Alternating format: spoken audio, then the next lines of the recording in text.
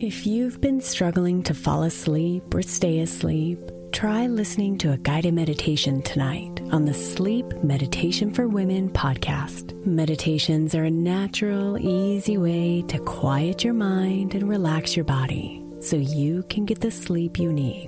Every night, Sleep Meditation for Women provides a new episode, from body relaxations to guided visualizations and even dedicated sleep sounds. Listen for free now by searching Sleep Meditation for Women on your favorite podcast player and begin sleeping better tonight. This is Optimal Health Daily, episode 2211. Train Your Brain to Keep It Young and Fit by Gary Small with lesmills.com. And I'm Dr. Neil Malik, reading you some of the most popular health and fitness blogs out there, with permission from the websites, of course, and always with a bit of my commentary at the end. And with that, let's get right to our next article and continue optimizing your life.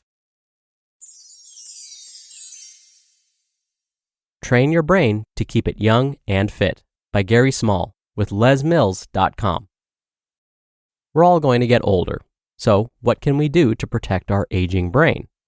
The good news is that, as the MacArthur study of successful aging shows, genetics account for only part of what contributes to the risk of dementia, and much more of it is about environment. Most people don't realize how much control they have, but there are lifestyle choices we make every day that can either protect or harm our brain cells. A lot of the lifestyle strategies that help protect the brain as it ages are actually anti-inflammatory strategies. The first one is physical exercise. Studies are showing that when you exercise, your brain actually gets bigger in the memory centers, and a bigger brain is a better brain. When we exercise, our brain produces brain-derived neurotrophic factor, which stimulates our brain cells to sprout branches and communicate more effectively with each other. It also produces endorphins, which elevate mood, which is also good for memory and brain function. What's the difference between normal aging of the brain and problematic aging?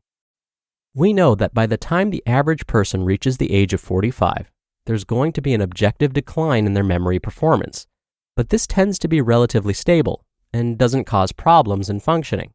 But if that progresses and performing everyday activities becomes troublesome and a person is no longer independent, that's when we call it dementia. The point at which normal aging changes to something problematic can be tricky, but if someone is concerned, they should get it checked out. It's always better to diagnose a problem earlier, and this makes it easier to protect a healthy brain than try to repair damage. What is actually happening at a physical level as the brain ages? There are a lot of processes going on, and each of them contributes in their own way to memory loss and other forms of cognitive decline. One change is a buildup of abnormal protein deposits called tau tangles and amyloid plaques, which accumulate in areas of the brain that control thinking and memory. These proteins define Alzheimer's disease, the most common form of dementia. Our neurotransmitters, or the molecules that transmit information from one neuron to another, don't work as effectively as we age. Acetylcholine, for instance, has been found to be less available in an aging brain, and the first medicines developed for treating Alzheimer's and dementia were those that boosted the availability of acetylcholine. That's just one example of neurotransmitter abnormalities that occur as we age. Another process that goes on is heightened inflammation. Inflammation is a normal physiological process in response to an infection, for example, or if we get injured. That's our inflammatory cells trying to repair damage. The problem with aging is that there is excess inflammation throughout the body and brain, and the cells used to fight infection start to attack healthy brain cells. Does what we eat affect the way we think? Midlife obesity increases the risk of late-life dementia, so it's important to control our food portions. You want to eat adequate amounts of fruits and vegetables, which protect the brain from oxidative stress, which is associated with aging.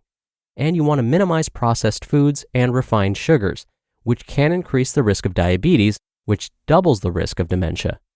Omega-3 fats, found in fish and nuts and certain seeds, are associated with better cognition as well as better mood. Studies have shown that countries that consume more fish have lower rates of depression. Most experts recommend fish consumption twice a week. We just completed a study at UCLA looking at a bioavailable form of curcumin, a component of turmeric, which is anti-inflammatory, anti-tau, anti-amyloidal, and an antioxidant. And we found that it had a significant effect on memory in people with normal aging or mild cognitive impairment after 18 months, and it also improved mood. Interest in this area came from epidemiological studies which showed that older adults living in India have a lower rate of dementia when compared to those living in other countries. It's also been found that those living in Singapore who ate Indian food had better memory scores.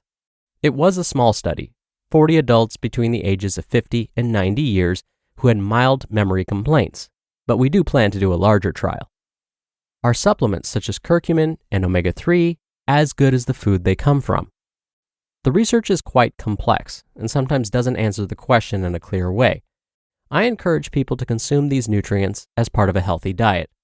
Take a supplement as insurance if you want to.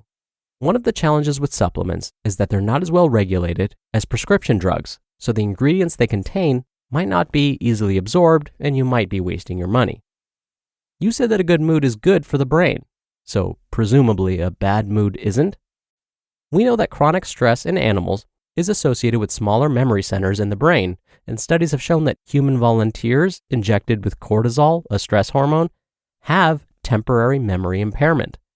Other studies have shown that even 10 minutes of meditation a day, or doing Tai Chi or yoga, or relaxation exercises can improve memory and mood. There are apps now that you can download that have guided meditation, and people can listen to the app for 10 minutes a day and get some relief from their daily stress. Does mental stimulation help maintain cognitive capacity? Those who have a college education or are bilingual have a lower risk of dementia, but mental stimulation from conversations, games, puzzles, and reading is also important. I tell people to train, not strain their brain. Find things that are fun and engaging, not too difficult because that will be stressful, and not too easy because that won't stimulate your neural circuits. Going back to the importance of physical exercise, how hard does it have to be? There's a lot of research on this, with mixed results. There are studies showing that if you walk briskly for 20 minutes a day, it will lower your risk of Alzheimer's disease. I like to do interval training, which in terms of brain and body metabolism, gives you 4 times the efficiency of continuous training. So, I get on an air bike and I'll cycle really fast for 20 seconds, then let up for 10 seconds. Doing that, say, for 5 minutes might be equivalent to 20 minutes of continuous exercise. So you don't have to be a triathlete, but you have to feel a bit of exertion. I often say to people that the triple threat against Alzheimer's disease is taking a walk with a friend. You will get a cardiovascular workout. If you have a conversation, that's a neural workout. And if your friend happens to be empathic, it will reduce your stress. You just listened to the post titled, Train Your Brain to Keep It Young and Fit by Gary Small with lesmills.com. Keeping your body in shape is important, but it's also important to keep your mind sharp. It's time to level up your focus with Word Collect. Word Collect is my new favorite game. It's a free word puzzle app that starts easy but gets harder as you get better, with over 2,000 levels. Challenge yourself with this fun and addicting brain game that will help keep your mind sharp and grow your vocabulary.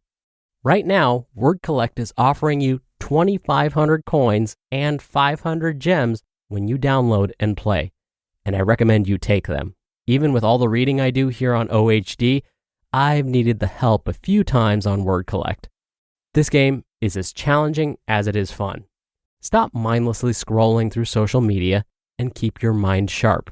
Just go to the Apple or Google store and search for Word Collect.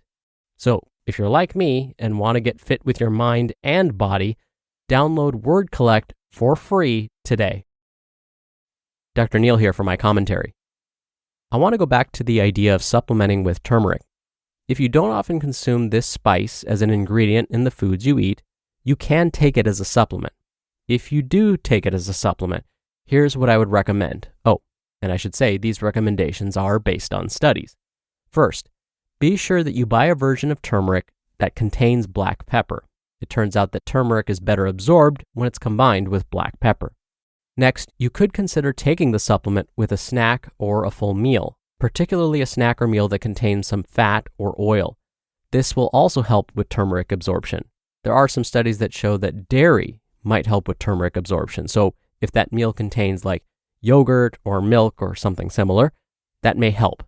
As far as dosing is concerned, 500 milligrams in the morning and another 500 milligrams in the evening would be the maximum I would recommend. And always check with your healthcare provider before starting any supplement, turmeric or not. Turmeric, in fact, can interfere with some medications. It acts like a blood thinner. So again, be careful before supplementing with it on your own. All right, that'll do it for today. I'll be back here tomorrow for our usual Friday Q&A, so stay tuned for that, where your optimal life awaits.